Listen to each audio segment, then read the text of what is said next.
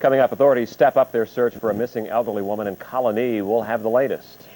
And a local school district has 4 school bus accidents in one day. More at 11. Coming up, police are digging for facts as they step up their investigation into that elderly woman's disappearance. Will there be a third candidate for New York's soon-to-be vacant Senate seat? And did a teacher go too far when she taped a student's head to his desk? Channel 6 News starts right now. Channel 6 News is everywhere. Live, the most watched news station in the capital region. This is Channel 6 News at 11. Good evening. Police are hoping tonight that tiny clues, a microscopic piece of hair or clothing fiber, will lead them to a missing elderly woman. 91-year-old Ruth Witter vanished 5 days ago now. Her disappearance is being called suspicious. And Tom Langford is live at Colony Police Headquarters with the latest on the search for her. Tom? Was this evening, police searched through Witter's home for a second time. This time, going with a special forensics team looking for tiny clues. New York State forensic investigators dusted for prints and searched for hair and clothing fibers at the home of 91-year-old Ruth Witter. The active, independent, and responsible woman disappeared from this house Saturday. So basically what we're trying to do is either totally rule out any possibility of foul play occurring there, or possibly finding evidence that there was a situation with a crime being committed at the residence there. So far, no obvious signs of violence have been found, but more neighbors, like Frank Casper, are telling police that on Saturday they saw a red car in Witter's driveway. As I was going by, I didn't see anything else. It was just a small red car. Some neighbors saw the car backed up to the garage, with the garage door open. Inside Witter's house, police found her pocketbook, and they say it looks as though she was in the middle of something and just stopped. So far, investigators have interviewed about 100 people as the intense search for the 91-year-old woman continues. Are we suspicious? Are we concerned? Absolutely. The family is very concerned. They're looking for answers. We're looking for answers, and hopefully we'll find them. Right now, police are still classifying this as a missing persons case. They say it will stay that way unless some evidence points them in a different direction. Brad? All right, we'll stay on top of it. Thanks, Tom. Schenectady firefighters made short work tonight of a fire that gutted a 2-story apartment house. The building at 903 State Street caught fire around 7:30 tonight. Firefighters say a passerby noticed the blaze and called 911. Firefighters had that fire out in less than an hour and no one was home at the time. The cause of it still being investigated. In Saratoga County, 4 school buses got into accidents today, 3 in Saratoga Springs and 1 in Ballston Spa. There were no major injuries in any one of the accidents, but in one of them, in Saratoga Springs, a school bus hit a state police car on a slippery road with 11 students on board the bus. The bus driver was ticketed and the trooper suffered some minor injuries, but no students were hurt. The Amadou Diallo shooting trial is set to go to the jury next week. The defense rested today, and lawyers for the 4 accused New York City police officers asked the judge to throw out the murder charges against them. That motion was denied. The judge will announce tomorrow whether he'll allow the jury to consider lesser charges of manslaughter or criminally negligent homicide. The defense's last witness was a police training expert who showed jurors how the officers could have believed Diallo was carrying a gun when they shot him outside his Bronx apartment. Diallo's parents say if the officers were justified, then no one is safe. Amadou was an innocent man, dark skin of course, living in the Bronx. If the people do not make any right judgment for this, everybody will be really a target one day. Lawyers will give their closing arguments on Tuesday after the holiday weekend. Well, he was in the New York Senate race before, and now Republican Rick Lazio is making noise about possibly entering again. The Long Island congressman was asked to bow out of the Senate race last fall in favor of New York City Mayor Rudy Giuliani, but recently, New York's Conservative Party asked Lazio to get back in the race. In an interview which aired tonight on the CBS Evening News, Lazio says it's a decision that he has to make with his heart and his head, and he says if he followed just his heart, he'd already be running. But our political analyst, New York Post state editor Fred Dicker, says don't rewrite the ballots just yet. Well, virtually no New York Republican thinks that Rick Lazio is really going to run for the Senate. After all, Governor Pataki and Bill Powers, the state Republican Sherman, and most other Republican leaders are solidly behind Rudy Giuliani, who is in this race. He's made it official. Lazio says if he does run, he would want to do so on the Republican as well as the conservative ticket and force a primary with Giuliani. First Lady Hillary Clinton is already in the race on the Democratic side. Here locally, organizers say they're pleased with a program aimed at ending violence in Niskayuna. That issue was thrust into the spotlight last fall when dozens of high school students watched some of their classmates fight at River Road Park. Tonight, the Niskayuna Community Partnership wrapped up a series of forums to talk about violence and ways to end it. Organizers say the key here is to keep reinforcing the message. And it's just one step. Obviously, we need to come back to this again and again and follow it up with other programs. Be responsive to the concerns of the parents. The students who watched that fight were charged with unlawful assembly, but the judge dropped the charges after requiring them all to do community service and attend an anti-violence workshop.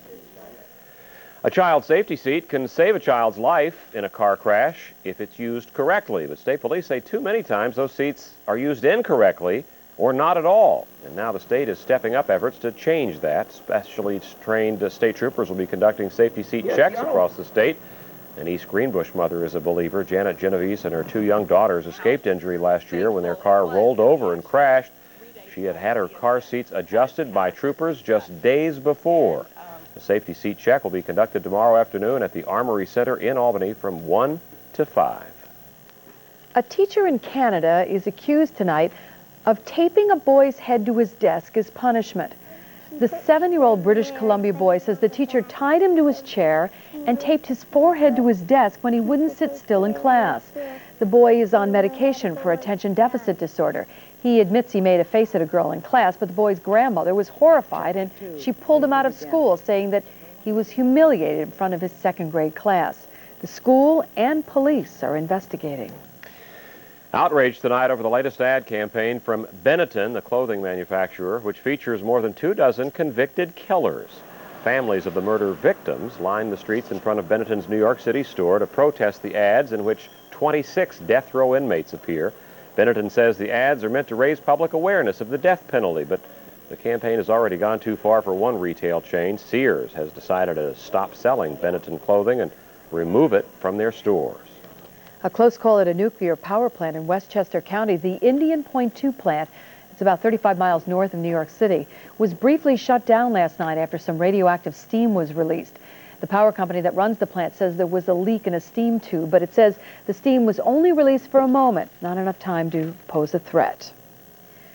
With just a few days to go until the next big Republican primary, John McCain has the backing of one of his former rivals in the race for president. Conservative Gary Bauer gave McCain his endorsement tonight. Bauer says McCain is the best shot the Republicans have of winning the White House. In the meantime, word tonight that McCain's rival, George W. Bush, is spending his money almost as fast as he can raise it. Bush has spent a record $50 million on the campaign so far. The South Carolina primary is Saturday.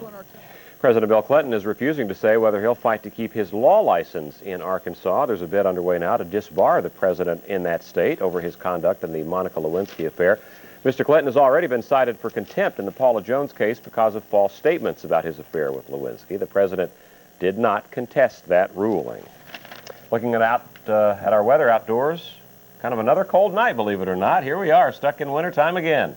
You know, I'm always a little cloudy on what the weather's doing, but I actually thought it was kind of mild tonight. Shows you what I know. Well, cold if it were like May. Don't you think? Of course it's not. Let's go to Steve LaPointe to settle this one. Oh boy, regardless of what I say, I'm a bad guy. It just depends on who I make happy tonight. Well, I don't think we made Liz happy.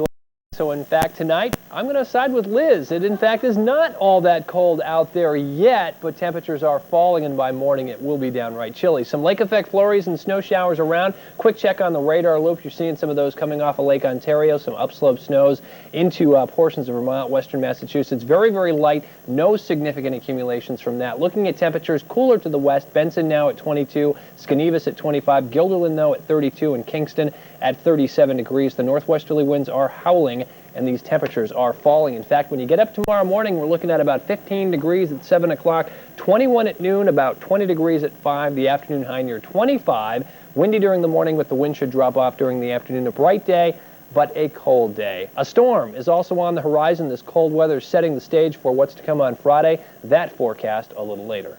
Channel 6 News is everywhere. Coming up next. About 100 people turn out in Albany to mark Black History Month. We'll bring you a wrap-up on those festivities. And your lottery dollars could help make some college dreams come true for New York State high school students. It's all straight ahead. The River Rats shot for their 5th straight win tonight. We'll have all the highlights and details from the Pepsi Arena, plus the Syracuse Orangemen basketball team, highlights from the Knicks, and highlights from the Rangers, plus high school hoops coming up in sports in just a few minutes. This segment of Channel 6 News is sponsored by Saratoga Honda. You're watching Brad Holbrook and Liz Bishop. This is Channel 6 News at 11.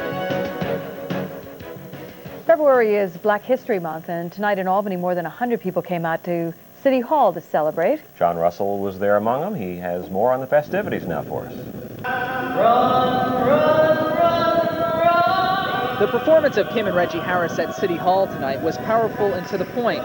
A celebration and recognition of the history behind the struggle for freedom and equality. History should be remembered, must be remembered. And certainly the celebration of African American history, there are so many people who didn't make the history books. That history must be continued, but also people have to know that it's part of American history. Kim and Reggie Harris have performed all over the country, including in front of President Clinton. More than 100 came out to hear them tell the story of the Underground Railroad as part of Albany's African American History Month celebration. It's a great story. You know, it's an American story, people of different races working together. Certainly also there are all kinds of, the stories have chase scenes and love stories, and so it's a great action story for America. I think people love to celebrate it also because it's a hopeful story. A story whose history includes the Capital Region, a place where Harriet Tubman, an escaped slave and conductor of the Underground Railroad, spent time. She was amazing, born in Dorchester County, Maryland, made her way to freedom, and actually there is a history of Harriet Tubman being in the Albany area, helping people to get away from slavery. A story that needs to be remembered to help everyone understand the importance of freedom. In Albany, John Russell, Channel 6 News. The New York State Lottery is going to use some of its dollars to help high school students achieve their college dreams. The lottery is launching a scholarship called Leaders of Tomorrow. High school seniors would be eligible if they have a B average or better, are active in extracurricular activities, and plan to attend college here in New York State. Those who win the scholarship would get $1,000 a year for 4 years. Presses will be rolling again on Monday at Hudson Valley Community College at their newspaper there. Of the Hudsonian were closed and its funding frozen for 8 days after the paper's advisor quit, all because of an ad for a strip club which ran in the newspaper. Some found the ad to be offensive, but the strip club has agreed to pull the ad. The paper has a new advisor. The next issue of the Hudsonian will be out March 1st. Help is on the way for some low-income families in the Northeast who are feeling the pinch because of the sky-high heating oil prices. After weeks of pleas from New York's congressional delegation, President Clinton is releasing $125 million in emergency money to help needy people cover their oil costs. The president also wants states to make more homeowners eligible for aid. Port of Albany wants to snag some of those ships which now tie up in New York City or New Jersey. The port here gearing up to make some big improvements along the riverfront to lure ships up the Hudson to Albany. The port is asking the state for $35 million in aid in order to make those improvements. My, oh my, what a mild night we have out there tonight. I was going to say, as you and I argue over how mild it is, the real story is what's coming. I want to enjoy tomorrow. Don't burden me with what's coming on Friday. Mild, cold, whatever. It's wintertime. Tomorrow will be a nice day. A break day, cold. Friday, of course, is probably what's on your minds. And now the latest on our storm threat. Looks like it could be a big one. Back with the forecast next.